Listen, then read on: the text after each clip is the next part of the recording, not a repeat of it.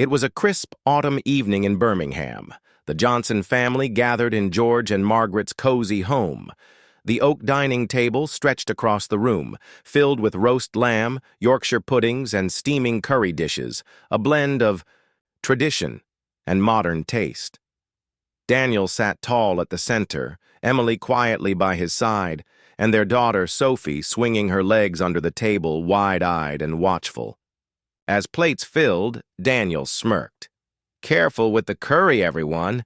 Emily's kitchen experiments can be unpredictable." Laughter trickled around the table.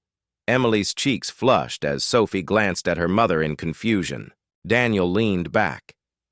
"If it weren't for me, Emily would still be stuck in Leicester in her parents' tiny terrace house. She's lucky I gave her this life." The laughter was thinner this time. Margaret lowered her gaze. Charlotte pressed, her lips together. Emily's hands trembled as she passed the bread basket. Sophie's small hand gripped her mother's arm under the table.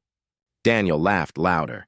"And don't get me started on her degree. Honestly, I don't know how she passed. Probably out of pity." He slapped the table. Emily's stomach twisted. Her eyes dropped to her plate. Suddenly, a sharp clink. Sophie had set her fork down. Her voice was clear. "Dad, why do you always make fun of Mum?" The room froze. Silence thickened. Everyone turned toward the 10-year-old. "It's not funny," Sophie said. "Every time you laugh at Mum, she looks sad. She does everything for us. You should be proud, not mean." Daniel tried to chuckle. "Oh, come on, love. Just a joke." But Sophie shook her head. "When you laugh at her, it doesn't make you look clever. It makes you look weak." Daniel's face paled. Emily's eyes filled with tears, tears of pride. George's voice broke the silence. "Daniel, your daughter is right. A man who mocks his wife is no man at all." Margaret nodded, disappointed. Charlotte's expression softened toward Emily, her eyes sharp at Daniel.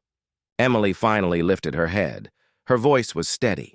"Daniel, respect isn't optional. If you can't respect me at home, at least don't humiliate me in front of our family." Her calm strength silenced the room. Daniel swallowed hard, unable to reply. Later, Emily tucked Sophie into bed. "I'm so proud of you," she whispered. "You were braver than I've ever been." Sophie smiled sleepily. "I just wanted you to be happy, Mum." Meanwhile, Daniel sat alone downstairs, head in his hands. When Emily entered, his eyes were heavy with regret. "I'll do better, I promise." In the UK, we often love a bit of banter, but there's a line between humor and humiliation. Respect is the foundation of family. Sometimes the smallest voice in the room speaks the greatest truth.